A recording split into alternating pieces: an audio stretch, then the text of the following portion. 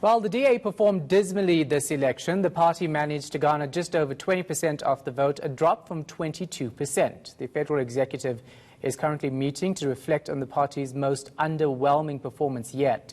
Our reporter Maloko Moloto is there. He joins us now live. Maloko, of course, the DA has so many questions that we want answers to, especially when it comes to its leadership. That is true, Shahan. The DA is certainly emerged from these elections licking its wounds. Not only did they lose the votes nationally, but also in provinces. For instance, in Mpumalanga, they lost the number 2 position to the Economic Freedom Fighters. Of course, they retained control in the Western Cape, albeit at a reduced majority. However, they remain in power in that part of the country. Here in Gauteng also they remain, of course, in position number 2. However, their electoral support went down. Remember that in 2014 they got about 30%, and they have gone significantly down. The FedEx, which is the structure of the DA, is currently meeting in the building behind me here in Kululeko House in Bruma. But I don't know much about what's on their agenda. The person who's got all those answers is Mabine Siabe. He is the Director of Communications within the DA. Mabine, thank you so much. In a nutshell, what are your leaders discussing behind closed doors? Well, this is a scheduled meeting of the Federal Executive, which is taking place today, which started at 9 o'clock this morning. And upon the leaders' arrival, in fact, got a round of applause from members of the Federal Executive. And on discussion today, of course, we'll be ensuring that we're able to dispense our mandate and the responsibility of governing in the Western Cape, and also a deep dive into the election results, and also ensuring that building one South Africa for all remains on the table. So where we are in government, when we pass budgets and so on, we are indeed building one South Africa for all, and also when in opposition, the proposals that we put forward there are around building one South Africa for all.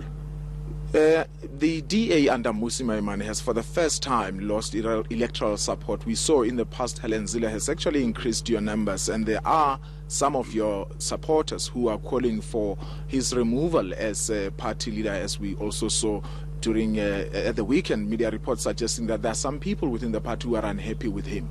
Well, those are just reports. We have provincial leaders who are sitting in FedEx today, and if you had read morning reports, they all stand behind him and his leadership.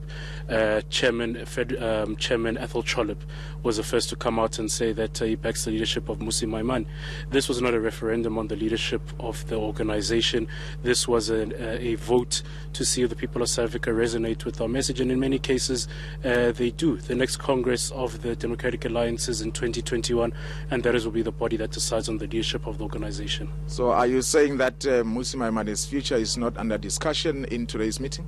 That's not under discussion today. Today's discussion is about the election results and how we move forward and rebuild. Let's now talk about how you're going to make a comeback. As you're saying, 2021, we will be going for the local government elections. What is the strategy?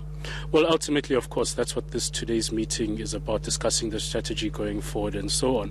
But ultimately, the DA leader in the Western Cape, Bonginkosi Madikizela, released a statement where he said they'll be going back into communities in the same way we did in 2016.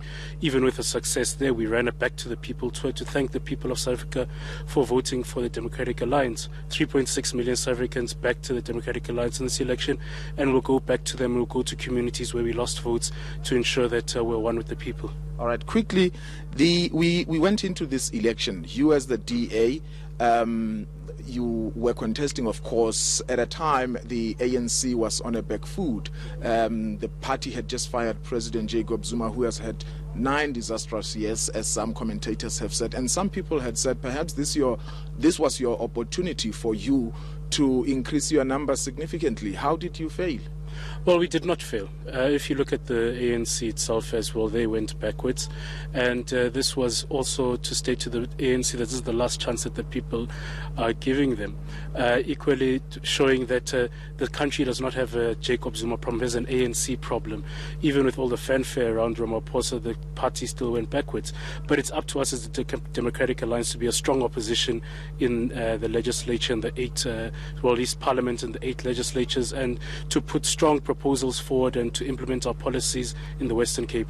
All right. Thanks, Mabine Siabe. He is the Director of Communications. Shahan, interestingly, we saw the comment that was made by Jay himself, who is the chairperson of the Federal Executive Council and also Federal Executive Committee, saying that essentially he doesn't know what the future of Mmusi Maimane holds, saying it's up to the party. And Mabine was just telling me earlier that if ever there's going to be a move by anyone, let's say if the members, at least 5,000 signatures would have to be gathered. And if that move, for instance, is supported by the 2/3 of members of the DA's executive committee, that's the only time a leader of the DA can be removed. However, as we know, for now, Mmusi Maimane's mandate goes on until 2021. We don't know whether he will be able to take the DA to the local government elections.